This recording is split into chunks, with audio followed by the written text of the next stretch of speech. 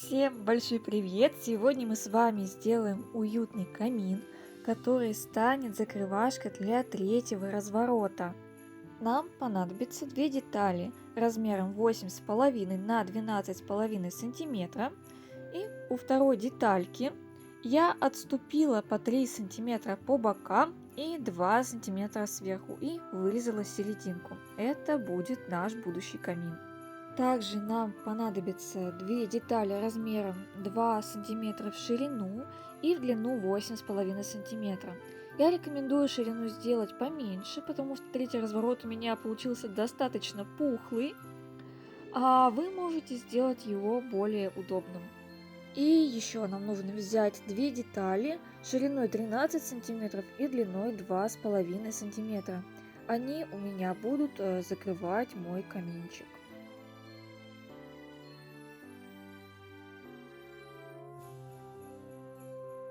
Теперь нужно взять любую темную краску и прокрасить детали камина на той стороне, которая у нас будет смотреть вовнутрь. Боковые части можно не красить, так как их потом перекроет картсток. А детали, которые будут закрывать наш каминчик верхней и нижней части, нужно покрасить с двух сторон, потому что их будет очень хорошо видно, на них потом будут стоять книжечки.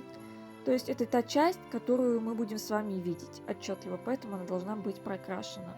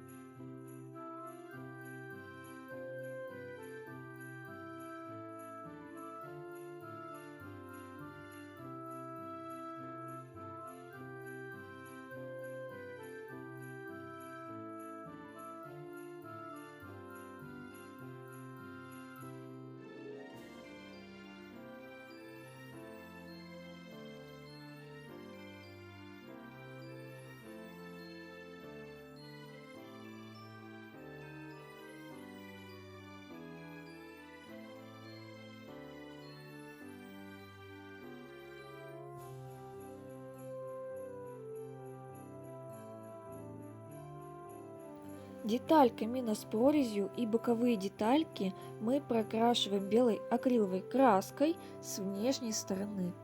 У нас это будет естественный такой оттенок нашего камина, и который мы потом точно так же, как мы делали с рамочкой, как мы делали в уроке с окном, потом покроем текстурной пастой и прокрасим другими оттенками краски.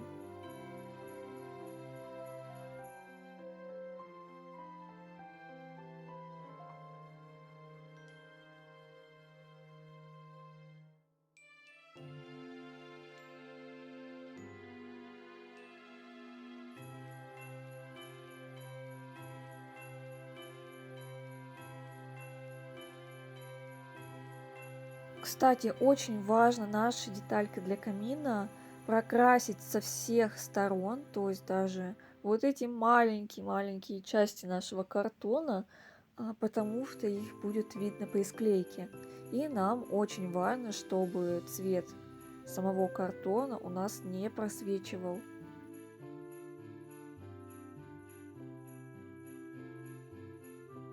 И сейчас, точно так же, как мы работали с рамочкой, мы следующим слоем наносим текстурную пасту. Но на этот раз мы не используем пасту с эффектом трещин. Здесь мне показалось это неуместным, и я решила добавить только вот таких красивых камешков с помощью трафарета и текстурной пасты «Высокий рельеф».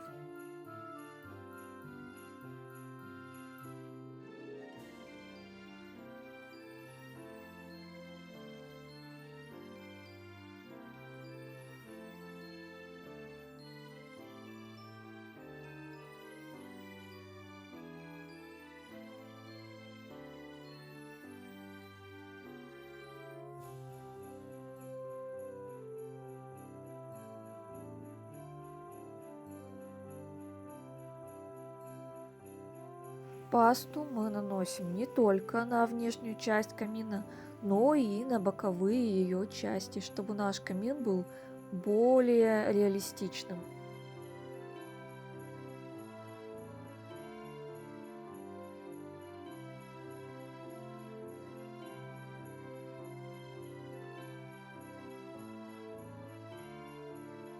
И сейчас мы с вами переходим к сборке нашего любимого, прекрасного, уютного камина. Смотрите видео внимательно, чтобы ничего не упустить. Сейчас я буду показывать, как мы собираем наш камин.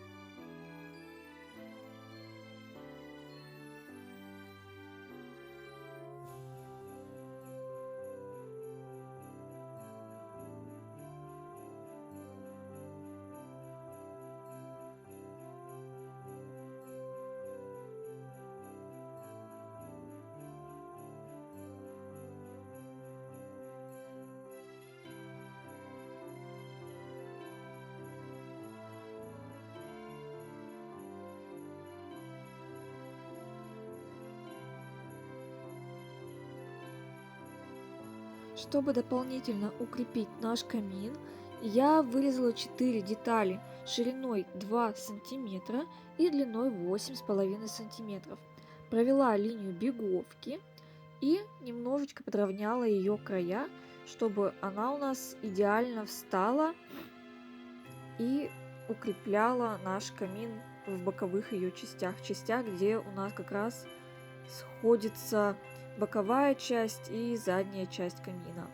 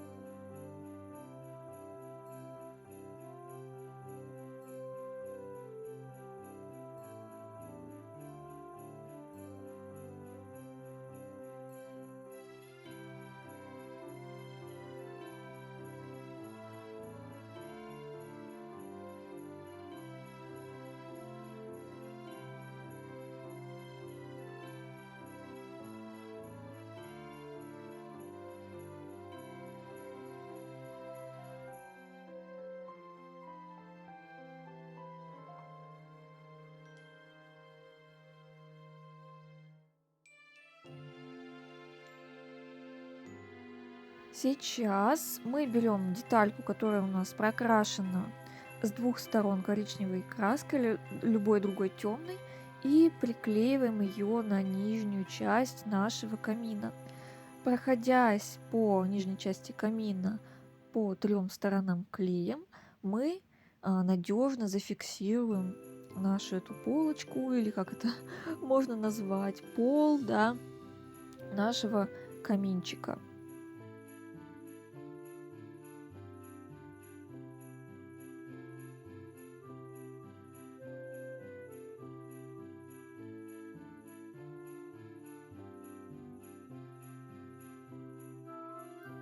Теперь мы берем детальку с прорезью и наносим клей на боковые ее части и также на нижние, чтобы крепко закрепить ее на основу нашего камина. И точно так же, как мы делали ранее, мы берем детальки из картстока и точно так же укрепляем углы.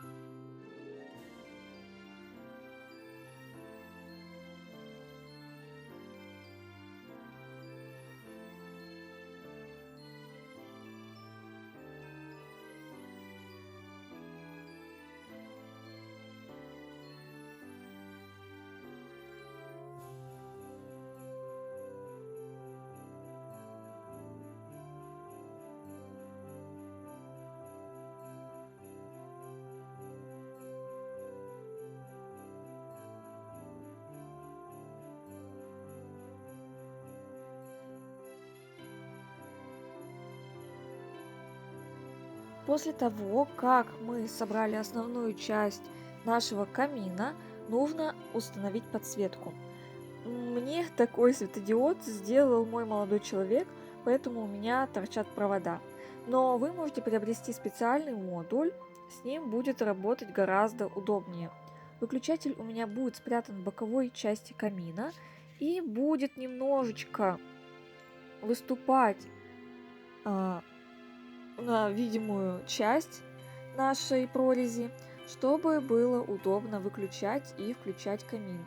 И, конечно, не забываем проверить, все ли у нас хорошо схватилось, все ли хорошо работает. Если все отлично, то мы продолжаем работать дальше. Мой молодой человек захотел реалистичности и подпалил палочку для суши. Затем он ее нарезал на небольшие поленья. Вы можете сделать так же или просто нарезать такую палочку и хаотично пройтись по ней темной краской. Это не сильно как-то будет визуально отличаться, как мне кажется, и выглядеть будет точно так же эффектно. И потом я свои поленья раскладываю так, чтобы перекрыть провод, который у меня торчит. Если у вас провода не торчат и у вас модуль удобный для использования в скраббукинге, то вы можете просто хаотично в любом порядке красиво разложить эти поленья так, как вам захочется.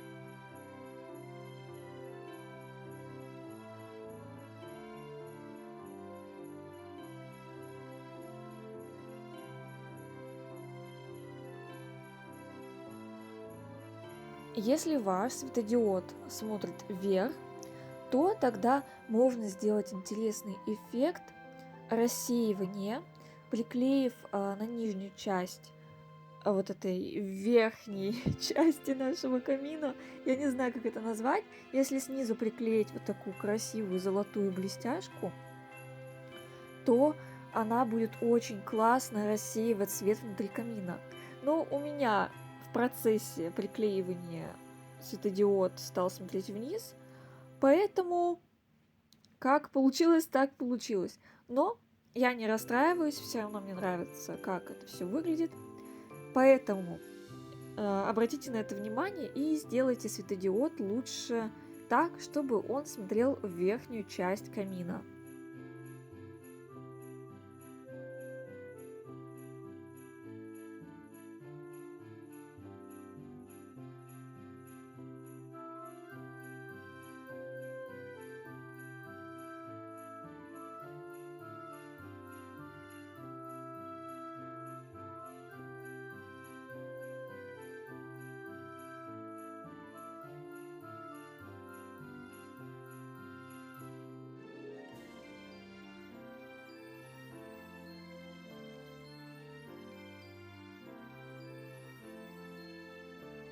На этапе покраса я уже не буду останавливаться, потому что мы с вами уже так делали. Мы так делали с рамочкой, мы так делали с окошком. То есть мы снова используем сухую кисть и наносим краску. У меня это снова темно-коричневая краска и золотая, потому что мне хочется поддержать все-таки вот эту тему. У нас рамочка такая была, потому что мне захотелось сделать камин. И мне хотелось, чтобы они были сделаны в одном стиле.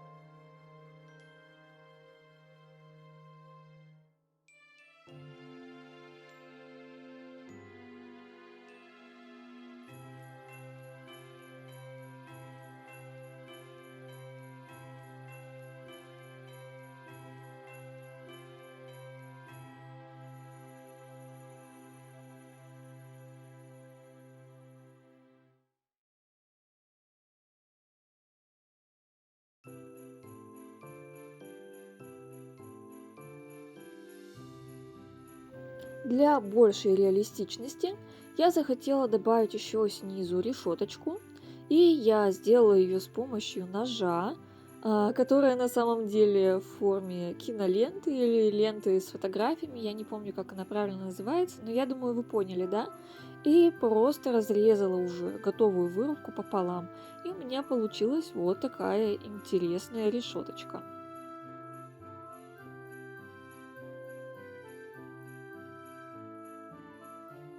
На этом наш мастер-класс заканчивается. Наш каминчик еще будет дорабатываться когда мы будем работать над третьим разворотом. И я желаю вам удачи сделать камин, если вы хотите его сделать. И буду рада, конечно же, видеть ваши готовые работы.